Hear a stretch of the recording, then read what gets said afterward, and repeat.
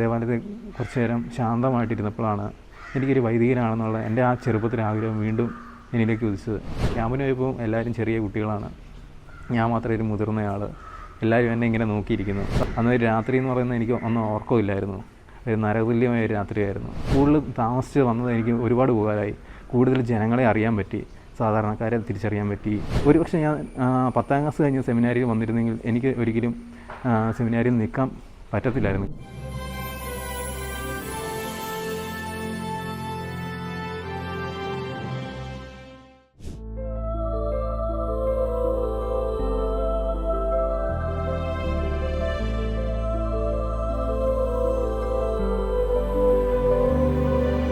എൻ്റെ പേര് ഫിലിപ്പ്, വീട്ടുപേര് കല്ലറയ്ക്കൽ, കോൽവള്ളി ഇടവകയിൽ നിന്നാണ് വരുന്നത്. എൻ്റെ വലിയ ആഗ്രഹമായിരുന്നു ഒരു പുരോഹിതനാകുക എന്നത്. ചെറുപ്പം തൊട്ടേ വലിയൊരു ആഗ്രഹമായിരുന്നു. +2 സയൻസ് എടുത്ത് പിന്നെ കോയമ്പത്തൂർ BSc എയറോനോട്ടിക്കൽ പഠിച്ച് അവിടെ നെഹ്റു കോളേജ് കോയമ്പത്തൂരായിരുന്നു പഠിച്ചത്. അവിടെ നിന്നാലും ഈ പരീക്ഷയിൽ ഒരുപാട് പഠിക്കാൻ ബുദ്ധിമുട്ടുള്ളൊരു വിഷയമായിരുന്നു. അന്ന് ബൈബിളിനോട് ചേർത്ത് വെച്ച് കണക്ക് പഠിച്ചതല്ലേ ഇപ്പോൾ ഓർക്കുന്നുണ്ട്. അത് കഴിഞ്ഞിട്ട് ഞാൻ ചെന്നൈ ഇൻ്റർനാഷണൽ എയർപോർട്ടിലായിരുന്നു ഏകദേശം 2 കൊല്ലത്തോളം. അവിടെ ഖത്തർ എയർവേസിൻ്റെ കീഴിലുള്ള ഒരു കമ്പാട്ട ഏവിയേഷൻ എന്ന കമ്പനിയിലായിരുന്നു വർക്ക് ചെയ്തുകൊണ്ടിരുന്നത്. എല്ലാ ദിവസവും മുടങ്ങാതെ ദേവാലയത്തിൽ പോവുക, വിശുദ്ധ കുർബാനയിൽ പങ്കെടുക്കണം. രാത്രിക്കായിരുന്നു ഡ്യൂട്ടിയൊക്കെ. ഡ്യൂട്ടി കഴിഞ്ഞ് നേരെ വെളുപ്പിന് കുർബാനയിൽ പോയി പങ്കെടുത്തില്ല. ഭയങ്കര ഒരു ബുദ്ധിമുട്ടായിരുന്നു. അതെല്ലാം കഴിഞ്ഞ് ഞാൻ പിന്നെ ഗുജറാത്തിലെ എൻഡിറ്റി എന്ന് പറയുന്ന ഒരു കമ്പനിയിൽ, എൻഡിറ്റി സർവീസ് എന്ന് പറഞ്ഞൊരു കമ്പനിയിലായിരുന്നു ജോലി ചെയ്തത്. അവിടെ നോൺ റെസ്ട്രിക്റ്റീവ് ഇൻസ്പെക്ഷൻ എന്ന് പറഞ്ഞ് പൈപ്പ് ലൈൻ ഇൻസ്പെക്ഷനായിട്ട് ഗുജറാത്തിലോട്ട് പോയി. അവിടെ റിലയൻസിലായിരുന്നു. റിലയൻസ്, പിന്നെ ഗുജറാത്ത് ഫെർട്ടിലൈസേഷൻ, ഇഫ്കോ, മധ്യപ്രദേശ് ബീന, ഇവിടെയെല്ലാം ഒരുപാട് പൈപ്പ് ലൈൻ ഇൻസ്പെക്ടറായിട്ട്, അതായത് ക്രൂഡ് ഓയിലിൻ്റെ പൈപ്പ് ലൈൻ ഇൻസ്പെക്ട് ചെയ്യുന്ന ജോലിയായിട്ട് പിന്നെ ആ ഒരു ഫീൽഡിലോട്ട് പോയി. ഓരോ വർക്കിന് പോകുമ്പോൾ ഓരോ ദീർഘമായ യാത്രകളായിരുന്നു. ഓരോ യാത്രയിലും ദൈവങ്ങളെക്കുറിച്ച് ഞാൻ കൂടുതൽ ആഴമായിട്ട് ചിന്തിക്കാൻ തുടങ്ങി. എൻ്റെ ആ വിളിയെക്കുറിച്ച് എനിക്ക് അന്നേരമാണ് കുറച്ചും കൂടെ ആ ഒരു ആഴത്തെക്കുറിച്ച് എനിക്ക് വ്യക്തമായ ഒരു ചിന്ത വന്നത്. ഗുജറാത്തിലെ അഹമ്മദാബാദ് ഒരു ദേവാലയം ഉണ്ടായിരുന്നു. അവിടെ പോയി ഒരു കുർബാനയ്ക്ക് പോകുകയെന്ന് വെച്ചാൽ വളരെ പ്രയാസമായിരുന്നു. അന്ന് ഞായറാഴ്ചകളിൽ അവധി കിട്ടുമെന്നൊക്കെ ഭയങ്കര ബുദ്ധിമുട്ടാണ്. പക്ഷേ ആ ദേവാലയത്തിലേക്ക് പോകാൻ വേണ്ടി ഞാൻ വളരെ ധൃതി പോയതും ആ ദേവാലയത്തിലൊന്ന് ഒരു കുർബാന കാണാൻ വേണ്ടി കുതിച്ചതെല്ലാം ഇപ്പോഴും എൻ്റെ ഓർമ്മയിലുണ്ട്.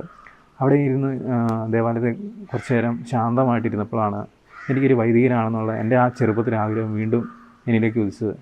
പിന്നെ തിരിച്ച് നാട്ടിലോട്ട് വന്ന സമയത്ത് ഞങ്ങളുടെ വികാരിയച്ഛനായ ഫാദർ പ്രജീൽ പണ്ടാരപ്പറമ്പിൽ അച്ഛൻ അടുത്ത് എൻ്റെ ഈ ആഗ്രഹത്തെക്കുറിച്ച് ഞാൻ പറഞ്ഞു. അച്ഛൻ, എനിക്കിത്ര വയസ്സായി, എനിക്കിങ്ങനെ ഒരു ആഗ്രഹമുണ്ട്, ഇത് സാധ്യമാവുമോ?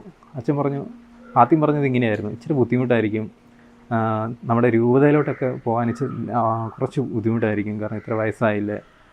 വേറെ വല്ലതും ഇതൊക്കെയാണെങ്കിൽ നമുക്ക് ട്രൈ ചെയ്യാൻ പറ്റും, പക്ഷേ രൂപതയിലോട്ട് പറ്റത്തില്ലായിരിക്കും എന്ന് പറഞ്ഞു. പക്ഷേ അന്ന് ഞാൻ ഏകദേശം ആ ദൈവവിളി ഇനി പറ്റത്തില്ലായിരിക്കും, നമ്മുടെ സമയമെല്ലാം കഴിഞ്ഞിരിക്കും എന്നൊക്കെ ഓർത്ത് ഞാൻ ഏകദേശം മറന്നിരിക്കുന്ന സമയത്താണ് ഒരു ദിവസം വീണ്ടും എനിക്ക് കോള് വന്നത്. ഈ ദൈവവിളിക്ക് താല്പര്യമുള്ളവർക്ക് വേണ്ടി ഒരു ക്യാമ്പ് തലശ്ശേരി നടത്തുന്നുണ്ടെന്ന് അറിഞ്ഞു. അതിന് വരുന്നുണ്ടോ എന്ന് ചോദിച്ചു. ഞാൻ എന്നാൽ ജസ്റ്റ് ചുമ്മാ കണ്ടിട്ട് പോകാം, നമുക്കെന്തായാലും അവസരമൊന്നും കിട്ടത്തില്ല എന്ന് പറഞ്ഞ് ഞാൻ ആ ക്യാമ്പിന് പോയി. ക്യാമ്പിന് പോയപ്പോൾ എല്ലാവരും ചെറിയ കുട്ടികളാണ്, ഞാൻ മാത്രമേ ഒരു മുതിർന്നയാൾ. എല്ലാവരും എന്നെ ഇങ്ങനെ നോക്കിയിരിക്കുന്നു. സഹായത്തിന് വന്ന ആളായിരിക്കും എന്ന് പറഞ്ഞുകൊണ്ട് അന്ന് വന്ന് കുട്ടികളെല്ലാം കൂടെ എന്നെ നോക്കിയിരിക്കുന്നത് ഞാനിപ്പോഴും ഓർക്കുന്നുണ്ടായിരുന്നു. ആ ക്യാമ്പെല്ലാം കഴിഞ്ഞു. പിന്നെ അന്ന് കൊറോണ വന്ന സമയമായിരുന്നു. കൊറോണയും കൂടെ ആയപ്പോൾ എൻ്റെ ഈ ദൈവവിളി ഏകദേശം തീരുമാനമായി. എനിക്കൊരിക്കലും പുരോഹിതനാകാൻ പറ്റത്തില്ല എന്നൊക്കെയായി ചിന്തയായി.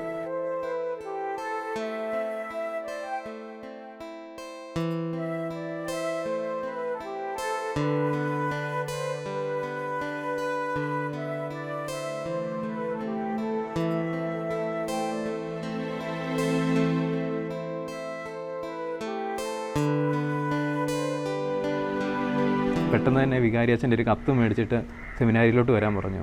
കൊറോണയാണ്, എനിക്ക് ദേവാലയത്തിൽ പോയിട്ട് കത്ത് മേടിക്കാനൊന്നും പറ്റത്തില്ലാത്തൊരവസ്ഥ. അപ്പം ഞാൻ പെട്ടെന്ന് തന്നെ അവിടുത്തെ വികാരിയച്ഛനെ കണ്ടു. വച്ചാൽ എനിക്ക് സെമിനാരി പോകണമെന്ന് ആഗ്രഹമുണ്ട്, കത്ത് തരുമെന്ന് ചോദിച്ചു. ഞാൻ പ്രതീക്ഷിച്ചത് എനിക്ക് കത്ത് ലഭിക്കത്തില്ല എന്ന്. അവിടെ അത് സംഭവിച്ചു, കത്ത് ലഭിച്ചു. വീട്ടിൽ അന്നേരമാണ് ഞാൻ ഇതിനെക്കുറിച്ച് പറയുന്നത്. വീട്ടിൽ പറഞ്ഞപ്പോഴത്തേക്കും അവർക്ക് ഭയങ്കര ഞെട്ടലായി, അംഗീകരിക്കാൻ പറ്റുന്നില്ല. ഇനി നീ എന്നെ കാണിക്കാൻ അങ്ങോട്ട് പോകുന്നു എന്നായിരുന്നു ചോദ്യങ്ങൾ. മാതാപിതാക്കന്മാർ രണ്ടുപേരും എതിർത്തു, നല്ല ചീത്തയായിരുന്നു. അന്നൊരു രാത്രി എന്ന് പറയുന്നത് എനിക്ക് ഒന്നും ഓർക്കമില്ലായിരുന്നു. ഒരു നരതുല്യമായ ഒരു രാത്രിയായിരുന്നു. ഏകദേശം ഒരു 4 മണിയായപ്പോൾ ഞാൻ പ്രാർത്ഥിച്ച് കിടന്നു, എന്ത് വേണമെങ്കിലും സംഭവിക്കട്ടെ എന്നറിയുന്നുണ്ട്. നേരം വെളുത്തു, 8 മണിയായി. വണ്ടി വന്നൊരു കോള്. ഞാൻ അന്ന് ഡ്രസ്സൊന്നും പാക്ക് ചെയ്തിട്ടില്ല. പെട്ടെന്ന് കൈ കിട്ടിയ സാധനമെല്ലാം എടുത്തുകൊണ്ട് ഓടി വന്ന് വണ്ടിയിൽ കയറിയതാണ്.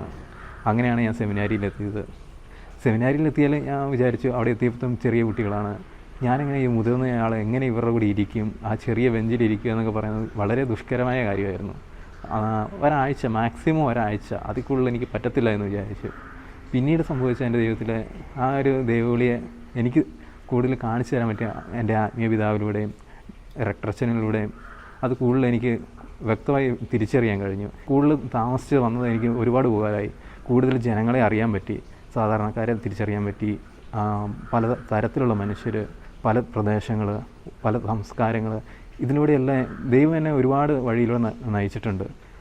അപ്പോൾ അതിലെല്ലാം എൻ്റെ ഓർമ്മകളെല്ലാം പോകുമ്പോൾ എനിക്ക് തിരിച്ചറിയാൻ ഒരു പ്രത്യേക ഒരു എക്സ്പീരിയൻസാണ്. എനിക്ക് ദൈവം തന്ന പരിശീലനമായിട്ടാണ് കാണാൻ പറ്റിയത്. ദൈവം എന്നെ ഇരുന്ന് പല യാത്രകളിലും പല ദേശങ്ങളിലും ഞാൻ അനുഭവിച്ച യാതനകളും ദുഃഖങ്ങളും പല മനുഷ്യരുടെ യാതനകൾ അവരെൻ്റെ അടുത്ത് പറഞ്ഞതും പട്ടിണി കിടക്കുന്ന മനുഷ്യരെയെല്ലാം കാണാനൊക്കെ സാധിച്ചത്, അതെല്ലാം ദൈവം എനിക്ക് തന്നൊരു പരിശീലനമായിട്ടാണ് കാണാം. എൻ്റെ ദൈവവിളി ശരിക്കും പറഞ്ഞാൽ നേരത്തെ തുടങ്ങിയത് തന്നെയാണ്.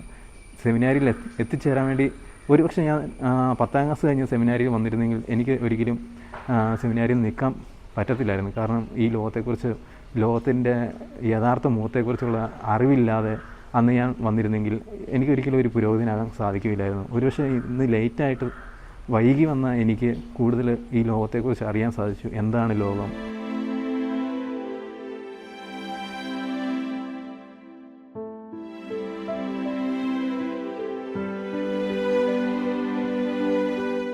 ഞാൻ എടുത്തിരിക്കുന്ന തീരുമാനം ഒരു നല്ല തീരുമാനമല്ല എന്നായിരുന്നു ചുറ്റിലുള്ള എല്ലാവരും എൻ്റെ അടുത്ത് പറഞ്ഞത്. കാരണം ഇത്രയേറെ അവസരങ്ങളുണ്ടായതെല്ലാം നഷ്ടപ്പെടുത്തിയിട്ട് ഇങ്ങനെ ഒരു വിളിച്ച് സ്വീകരിക്കുന്ന ഒരു അർത്ഥശൂന്യമായ കാര്യമാണെന്നാണ് എല്ലാവരും സുഹൃത്തുക്കളും ബന്ധുക്കളും എല്ലാം പറഞ്ഞ്. ഇതിൻ്റെ പേര് നല്ല വഴക്കുകളും ബഹളങ്ങളെല്ലാം ഉണ്ടായതാണ്.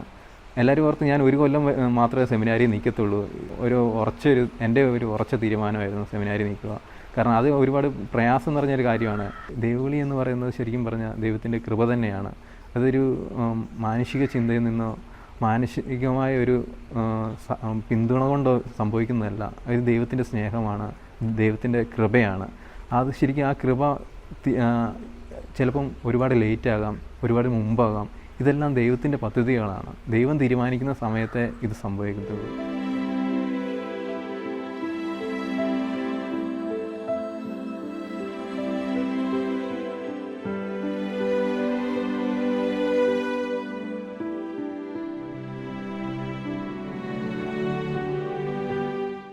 ഞാനൊരു സാധാരണ കുടുംബത്തിലെ ആളാണ്. സാധാരണ കുടുംബത്തിൽ എൻ്റെ മാതാപിതാക്കൾ കൃഷിക്കാരാണ്. എൻ്റെ ചേട്ടൻ കുവൈറ്റിലെ ഓയിൽ ഫീൽഡിൽ തന്നെയാണ് വർക്ക് ചെയ്യുന്നത്. ചേട്ടൻ്റെ ഭാര്യയുണ്ട്, അവർ നേഴ്സാണ്. ചേട്ടനൊരു ചെറിയൊരു കൊച്ചുണ്ട്, 3 വയസ്സുള്ളൊരു കൊച്ചാണ്. കൂടുതലും ചെറുപ്പത്തിൽ എനിക്ക് പ്രചോദനം തന്നിരുന്നത് പിന്നെ എൻ്റെ മാതാപിതാക്കൾ തന്നെയാണ്. അമ്മയുടെ ജീവിതവും പിന്നെ എൻ്റെ അച്ചാച്ചൻ്റെ ജീവിതവും ഇതൊക്കെയാണ് എനിക്ക് ദേവാലയമായിട്ട് കൂടുതൽ എടുക്കാനുള്ള സാഹചര്യം ഒരുക്കി തന്നത്. ദേവാലയത്തോട് ചേർന്ന് നിൽക്കാൻ സാധിച്ചത് ദേവാലയം ഇല്ലാത്ത സ്ഥലങ്ങളിൽ ചെന്നപ്പോഴാണ്. കാരണം എന്താണോ ഇല്ലാത്തത് അന്നേരമാണ് നമുക്ക് അതിൻ്റെ ഒരു കുറവ് നമുക്ക് തിരിച്ചറിയാൻ സാധിച്ചത്. ഇവിടെ നമ്മുടെ മുമ്പിലുള്ളത് ഫിലിപ്പ് കല്ലറയ്ക്കൽ എന്ന് പറഞ്ഞ ബ്രദർ. അദ്ദേഹത്തെ ദൈവം വിളിച്ചു. പക്ഷേ അത് ദീർഘമായ പരിശീലനത്തിന് ശേഷമായിരുന്നു. എയറോനോട്ടിക്സിൽ പഠിച്ചു പാസ്സായി ജോലി ചെയ്ത വ്യക്തിയാണ്. 29ാമത്തെ വയസ്സിൽ ദൈവം തൻ്റെ ശുശ്രൂഷയ്ക്കായി പൗരോഹിത്യ ശുശ്രൂഷയിലേക്ക് വിളിക്കുക. ഒത്തിരി സന്തോഷമുണ്ട്. ഇതൊരു മാതൃകയാവട്ടെ. ദൈവം വിളിക്കുന്നത് ഓരോ പ്രായത്തിലായിരിക്കും. ചെറുപ്പത്തിലേ വിളിക്കുന്ന ആൾക്കാരുണ്ട്, പ്രായമാകുമ്പോൾ വിളിക്കുന്നവരുണ്ട്. വിവിധ ജോലികളുണ്ടായിരുന്നു. യേശയ്യ പുരോഹിതനായിരുന്നു, എസെക്കേൽ പുരോഹിതനായിരുന്നു, ജെറമിയ ബാലനായിരുന്നു. അതുപോലെ തന്നെ യേശു വിളിക്കുന്ന 12 അപ്പോസ്തലന്മാർ ചിലർ മീൻപിടുത്തക്കാരായിരുന്നു, അല്ലെങ്കിൽ കച്ചവടക്കാരായിരുന്നു. അപ്പോൾ ഏത് ജോലി ചെയ്യുന്നവരെയും ദൈവം വിളിച്ചെന്ന് വരാം. ഇതുപോലെ ഈ വിളി കേൾക്കാനും വിളിക്ക് ഉത്തരം കൊടുക്കാനും ഫിലിപ്പിൻ്റെ മാതൃക ഒരു പ്രചോദനമാകട്ടെ എല്ലാവർക്കും. ഏത് ജോലി ചെയ്യുന്നതും ദൈവത്തിന് വേണ്ടിയിട്ടാണ്. പക്ഷേ പൗരോഹിത്യ ശുശ്രൂഷയിലേക്ക് ദൈവം പ്രത്യേകമായിട്ട് വിളിച്ചെന്ന് വരാം. ആ വിളി കേൾക്കാനായിട്ട് ഒരുങ്ങിയിരിക്കുക. ഇപ്പോൾ ഞാൻ നിൽക്കുന്ന റീജൻസി ബ്രദറായിട്ട് ശാന്തി ഭവൻ കരിവഞ്ചാലിലാണ്. ഇവിടെ ആയം ചെന്ന വൈദികരെ നോക്കുന്ന ഒരു ദൗത്യമാണ് ഏറ്റെടുത്തിരിക്കുന്നത്.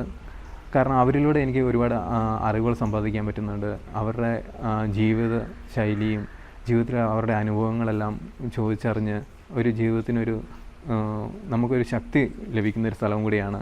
ഒരു വൈദികനായി തീരുവാൻ ഏകദേശം ഇനി ഒരു 3.5 വർഷം കൂടെ എനിക്ക് കാത്തിരിക്കേണ്ടി വരുന്നു. ഈ കാത്തിരിപ്പ് ഒരിക്കലും ഒരു പ്രയാസം തരുന്നില്ല, വളരെ പെട്ടെന്ന് കഴിയുന്നതാണ്.